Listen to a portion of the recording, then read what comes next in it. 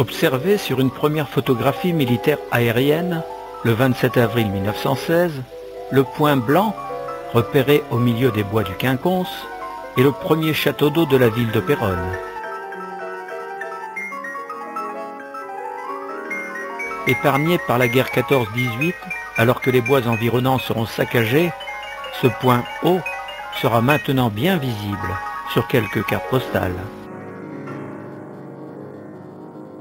Celle-ci, prise en haut de l'avenue de la République, au croisement de la rue Jean-Mermoz actuelle, le situe dans les bois détruits où va s'implanter une cité administrative afin d'accueillir les Péronnais revenus dans la ville en ruine.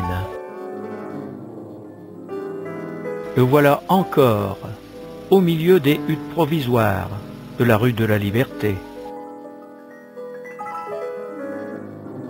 Du haut du château d'eau, la vue est imprenable sur les nouveaux quartiers construits dans l'urgence. Des tonneaux Nissan, des baraquements Adrian, on va en installer partout.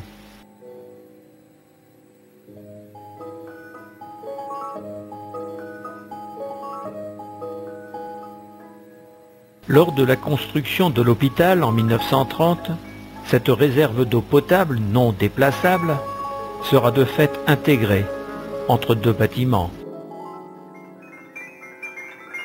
Les étages de l'hôpital sont situés plus haut que le vieux château d'eau.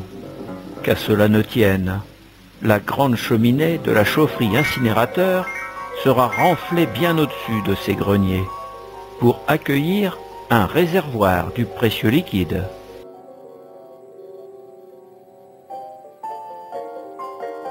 Le voici le château d'eau, en 2011, dans l'enceinte de l'hôpital.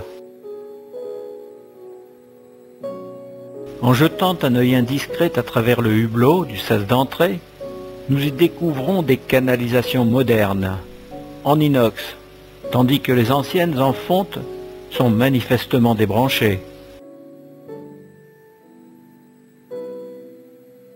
Plus tard, d'autres châteaux d'eau toujours placés plus haut seront bâtis au Mont-Saint-Quentin, rendant caduc celui érigé au début du XXe siècle dans les bois du Quinconce.